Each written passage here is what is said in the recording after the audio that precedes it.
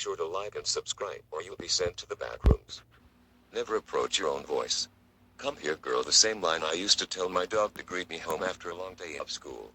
That same comforting and warm line suddenly became one I disdained as I heard my voice from the attic calling out, "Come here, girl." I've never been the one that believes in the supernatural and unexplained, so I just thought it was someone near our house that had a similar voice and paid no mind to it afterwards. Until my roommate asked me why I was playing with Bella in the middle of the night, I froze. It wasn't a dream, it was real, it had to make sense by the law of something, right? I kept muttering as my roommate told me to forget it and everything would be alright.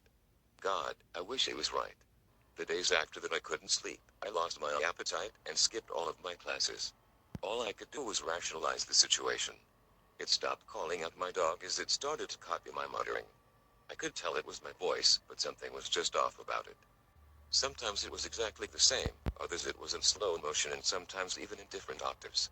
But it always did something. It always laughed after mimicking me. Its laugh sounded like a twisted version of me crying. Today the voice stopped and it told me something. It didn't taunt me or torture me, it just told me to come closer. It took my voice again and repeated, "Don't be afraid, champ, come here."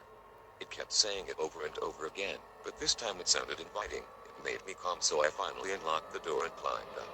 What I saw chilled me to my core. Standing before me was this creature that vaguely resembled a human. I could tell it wasn't only mimicking me but also trying to become me. It had my body size and skin color right to the bone, but its flesh did not shift yet. It had open flesh wounds all over its body. It looked very malnourished, but the most horrifying was its neck. The neck wasn't like any human or mammal neck. It had gills. As I stood there in shock, it opened its mouth and the gills flapped and moved as it said, "Come here, good girl."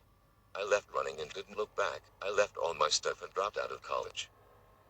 I've never heard it since and lived a pretty good life after that. Got married and had a beautiful baby girl. I had completely forgotten about that thing until today at breakfast. My daughter asked me, "Why did you talk so funny at night?" I was confused at first until it hit me.